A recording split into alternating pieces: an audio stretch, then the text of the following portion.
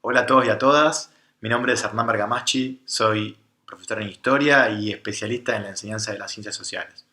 También soy miembro del equipo de Ciencias Sociales en el aula junto a mis colegas Diego García Ríos y Esteban Vargas. En esta oportunidad les proponemos reflexionar acerca de qué es lo que significa la continuidad pedagógica en la emergencia del coronavirus. Por supuesto que concentrando nuestra atención específicamente en las ciencias sociales.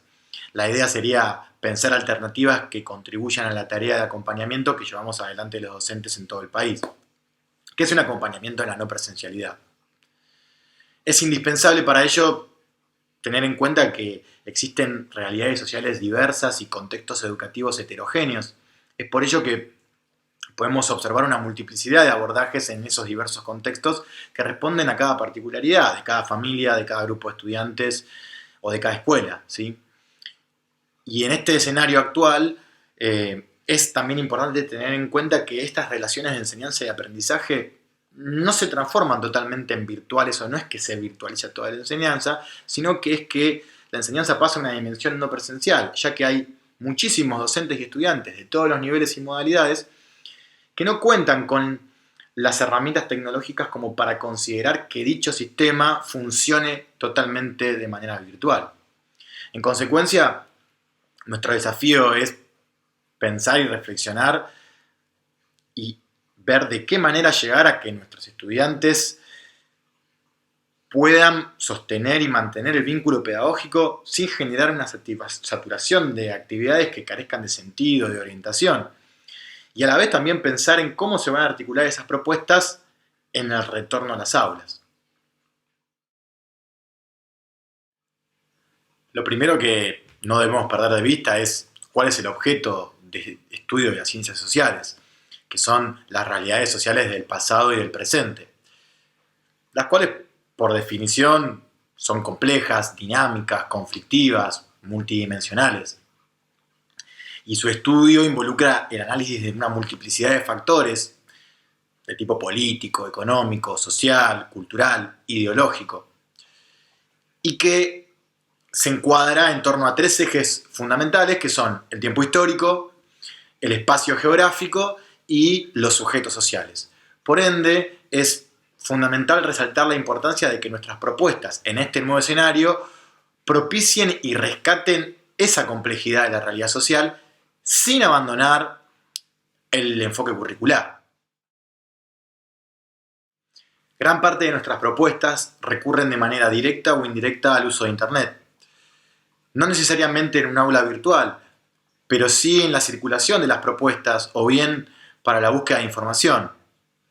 Es por ello que no está de más resaltar que el espacio digital tiene varias características que, si bien potencian a la enseñanza, también pueden resultar un obstáculo, como la sobreabundancia de información, la estructura hipertextual, la iconicidad, el entramado en red. Entonces, por ejemplo, a la hora de tener en cuenta una búsqueda de información, es fundamental tener en cuenta si va a estar mediada por adultos, cuáles son los sitios que son confiables y qué podemos recomendar para ese acceso a los materiales. También es importante tener en cuenta que los intercambios virtuales no se realizan en el mismo plano que las relaciones de enseñanza y aprendizaje que se desarrollan en la presencialidad. La continuidad del vínculo y el ser conscientes de la existencia de otros adultos como mediadores es una novedad. Entonces la pregunta es, ¿cómo interpretamos esos procesos de construcción del conocimiento de nuestros alumnos en relación con esas experiencias comunicativas fuera del aula? Y bueno, y aquí es fundamental tener en cuenta algunas cuestiones para poder pensar los contenidos en esos contextos de no presencialidad. En primer lugar, es menester ser consciente de que muchos de los contenidos que vamos a trabajar van a tener que ser reforzados cuando nos reincorporemos a la presencialidad. Y por otra parte, es muy complejo suponer que las familias intervengan en todas las estrategias de construcción de los aprendizajes.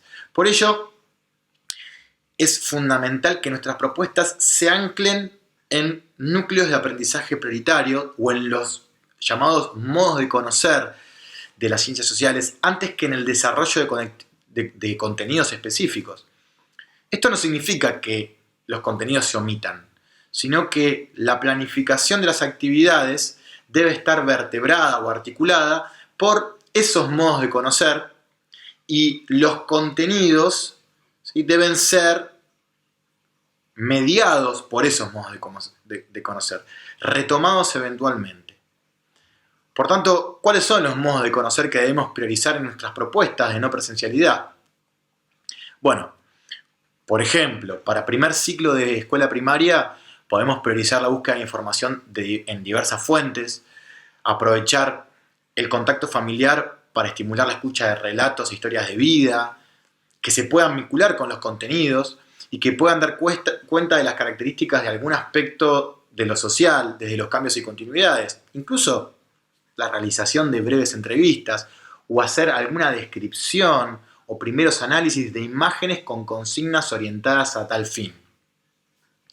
En el caso del segundo ciclo, podemos estimular la formulación de explicaciones provisorias que luego se contrasten con diversos tipos de fuentes de información. Una vez más, es fundamental la relevancia de las fuentes visuales y audiovisuales como recurso valioso, pero siempre teniendo en cuenta que debemos hacer una selección y tomar decisiones pedagógicas en torno a esos contenidos, ¿sí? Otros modos de conocer que es posible priorizar también son los relatos orales o escritos, que podrán complementar ese trabajo con imágenes.